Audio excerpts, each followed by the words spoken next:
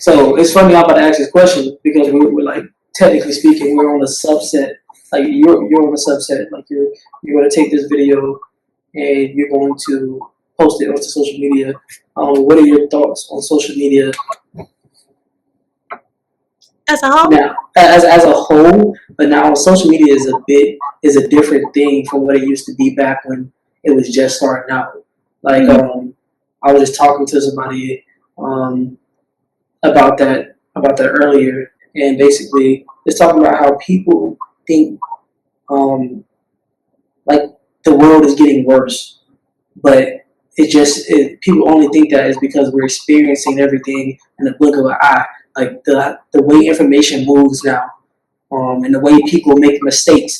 I think one of my favorite artists is Childish Gambino said it like we see our mistakes in like 0.2 seconds, and we can't go back from it now because it's out there in the ethos forever.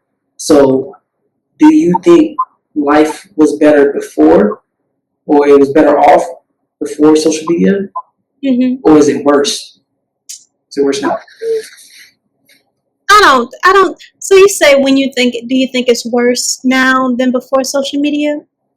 For me, it isn't. I don't think it is. I think that, it depends on where you are in your own emotional journey with yourself. Like, you could say anything about me and I would be unbothered, It doesn't, whatever you have to say, it doesn't stop me from paying my bills. It don't stop me from being able to eat and things that I can, look at what you say and then continue on with my life. But I think that it really just speaks to where somebody might be as far as their own anxieties and things of that nature. Social media itself, I think that it's a great tool, but everything has a downside. Just as there's a shadow, there's always, just as there's a light side understanding, there's always a shadow side too. I think that, again, it's a good tool for growth. It's a good tool for expansion and healing our world, or it could be used that way. It's all just about us getting there. I think that even though technology seems to be have been around for a few decades now, or like not technology, but internet has been around for a few decades now, I still think that it's in a baby phase. I think it's in a playground, a Play-Doh, a sandbox phase still. And we're still working to grow out of that for it to be even more of a help tool than anything else. Right now, we're still in that playground phase, and it's grown so exponentially over the last couple of decades that that's a lot. That's a lot to play with. That's a lot to catch up with. But yeah, I think that I don't know if I would say. Some people might say it was better, but like I've grown up in a generation of people before social media. Like really, I was of an age to really understand life before it, and part of my childhood is not on. It's not on any social media platform or anything like that. I come from a time of the Polaroids and everything else, and so that phase of it. The social media understanding was, hey, everybody at church know your business, and all the rest of your family. We have a very big family, so like all the rest of your family knows your business and stuff like that. And you can feel that same embarrassment or that same shame or that same anxiety and stress in relation to that smaller community around you, knowing, So I don't think that, it's almost like being when you are hot, right?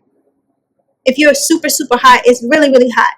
You can take off only so much clothes and you're still going to be hot, So the same thing with anxiety or the stresses of social media.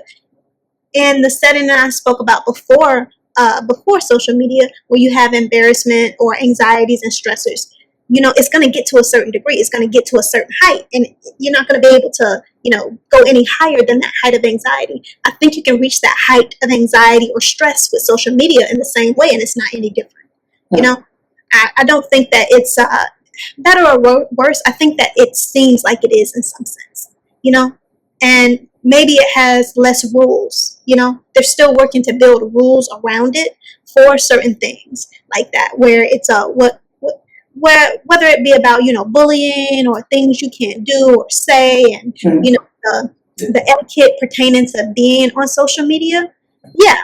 But I don't think that it's really any better or worse. I think it's just the technology of the time, you know? Okay. And yeah, so the reason I asked you about social media as well is because before you said everything is spiritual. Like, Mhm.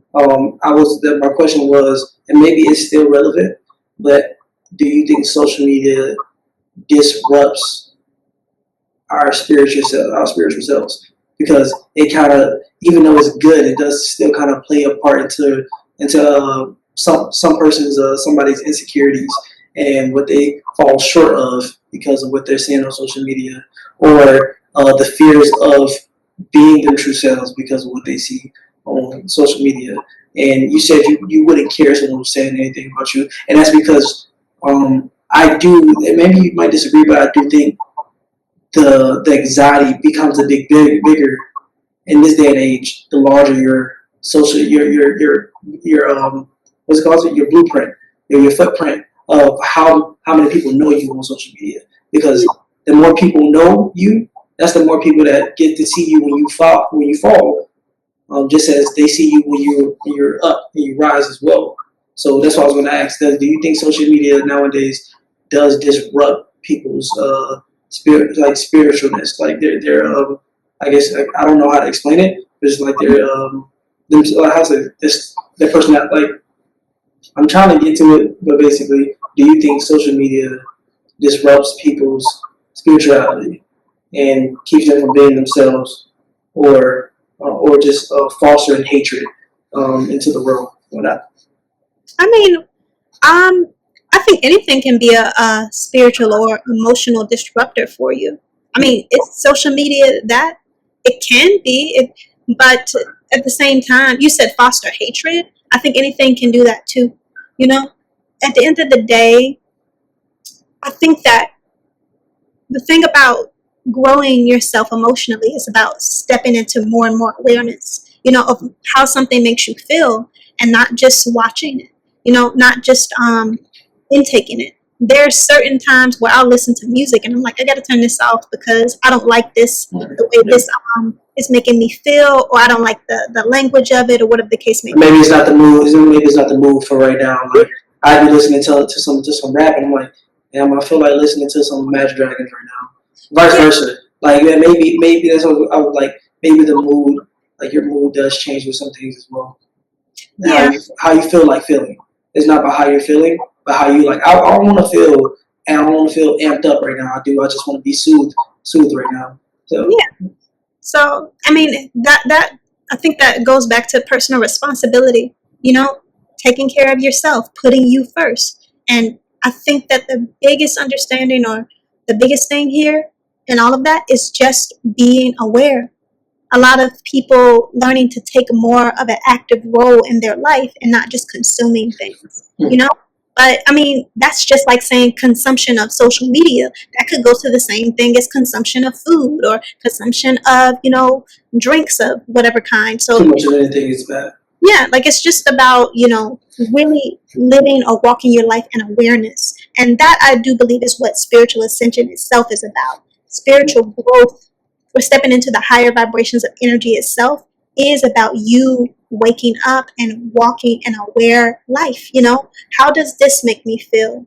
Like in every way, even if it's just you can something small, like the seat that you're sitting in, is this comfortable enough for me in every way? The shoes that I wear, are they comfortable enough for my feet? And everything else is about walking an aware life. And so when it comes to social media, being aware and not just consuming this because it's popular and things of that nature. And I don't know, I think that, I don't think that it's just about, that you have millions of people following you, that this understanding can make it, make you more anxious. I think it depends on the person. I think that, you could have 400 or like 300, maybe even just 20 followers. And why do you have your following at that point? Yeah. Why would you have your following? Yeah. Okay. That's it. But yeah, it doesn't matter. Well, for me in that understanding, I don't think that it matters how many people you have following you. If you're still, dealing with anxiety, one person is enough possibly to make you anxious depending on the person. One person or two people could be too much if you're worried about their opinions and feelings. Yeah. Okay. But it really is just about you growing or working to grow yourself in a way that says that, shakes off anybody else's opinions from you. Okay. I understand that.